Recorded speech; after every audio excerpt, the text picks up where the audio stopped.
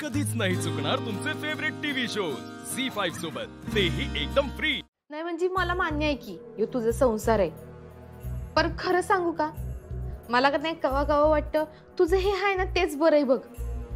कशा पायी विचार करतीस त्या घरात यायचा? अजिबात येऊ नकोस, लय वाईट माणसं आहेत बघ तिथं। का ग, काय झालं आता? अगं काय सांगू आता, गुरावांनी राबून घेतात मला तिथं। अगं पण तुला जायचंच होतं ना त्या घरात? वय, पर आता काय बी पूर्वीसारखं राहिलं नाही बघ। मावशी तर मला उपकार केल्यावानीच वागवत असते, तुझ्याबद्दल तर काय बाय बडबडत असते, पर अधिपती एका शब्दानं तिच्या पुढे बोलतील तर शपथ। म्हणजे आता माझं तरी मत कुठं चांगलं होतं तुझ्याबद्दल, मला बी चुकीचंच वाटायचं की, पर म्या जेव्हा तुला अनुभवलं तेव्हा मला तुझं मन कळलं, म्हणून आता त्रास होतो ग त्या समध्या गोष्टींचा मला। असू देत ग, जसं तुला कळलंय ना तसं त्यांनाही कळेल एखादे दिवस। कसलं कळतंय त्यांना, लय आडगेत बघ दोघं बी मायलेक। मावशी आपली गुबू गुबू करती आणि यो नंदीबाईला सारखा मान हलवतोय। मला तर वाटतं का नाही तुझं नशीबच वाईट आहे बघ का तू त्या घरात येऊन पडलीस। फारच त्रास झालेला दिसतोय तुला।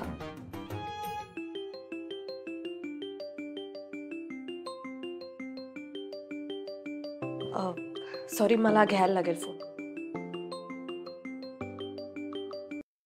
हॅलो, सॉरी सॉरी, मी काल जरा तुम्हाला खूपच उशिरा फोन केला। हो हो, आपण ते करतच आहोत, पण मी तुम्हाला एका वेगळ्या कामासाठी फोन केला होता। तुम्ही ते मला प्रेझेंटेशन दाखवलं बघा, त्यामध्ये एक फोटो होता हॉस्पिटलचा, तर मला त्या फोटोविषयी जरा माहिती हवी। म्हणजे तो फोटो कुठला आहे, कुठलं गाव आहे त्या फोटोमध्ये वगैरे। अहो हॉस्पिटलचे एकच फोटो आहेत त्यात। नाही, जरा पर्सनल काम आहे माझं, तेवढी माहिती कळवाल ना प्लीज? Okay okay, thank you. फक्त प्लीज प्लीज लवकर कळवा। Okay, thank you. हां, थँक्यू।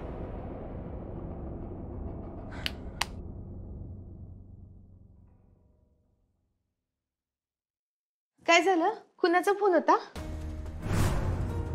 नाही, वेगळ्याच कामाचा एक फोन होता। काय हॉस्पिटलचं म्हणत होतीस? हॉस्पिटलमध्ये आहे का कोणी? नाही तू आता बोलत होती ना फोनवर, म्हणताना विचारलं।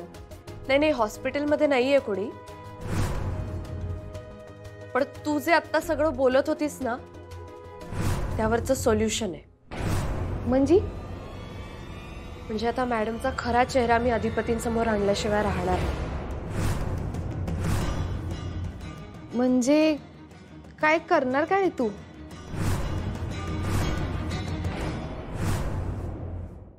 झी5 ॲप डाउनलोड करा आणि पहा सर्व एपिसोड्स एकदम फ्री।